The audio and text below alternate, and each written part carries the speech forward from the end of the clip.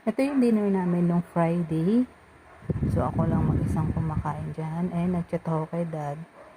Tinatanong ko kung sumahod na siya kasi nagpapabili ako ng mga slice cake.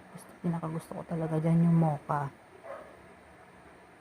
Ayan, buti nakabili siya. And sabi niya, pumili pa daw ako ng ibang flavor. Sabi ko, sige, yan na lang double Dutch. Yan yung choco. Pero bet ko talaga dyan yung mocha.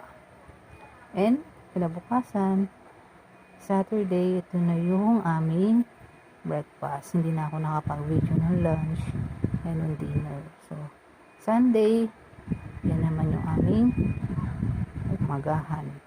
So, lugaw. And, sabi ko, bili kami ng buko. 10 piso. Then, nag-decide na kami na grocery. So, di ko na nag-video. Medyo madaming tao kasi sa Pure Gold. So, yan yung mga pinamili namin. And, ang tagal kasi doon sa cashier. Sabi ko, upo muna ako dahil nangangawit na ako. Nagantay ko siya dyan sa labas. Sobrang init. And, sinalin ko na tong naubos na kasi yung aking gatas. Sabi ko, bumili na rin kami ng anmam. Kasi, konti lang naman din yung nabili ko na nakaraan. And, mabilis lang din maubos.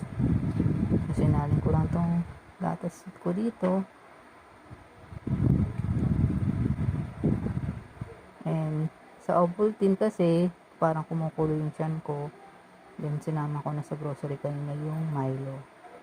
Then nag-ayos ako ng mga sabon. Konti lang pinamili namin pero dapat pala mas dinamihan namin dahil konti na lang din yung Fabcon and yung Ariel. So ito yung panahon ngayon. Maganda naman. Sana medyo mag-press ko rin kasi sobrang init. So nilutuan ko si dad ng tuna na may carrots. Yung lunch namin. Thank you.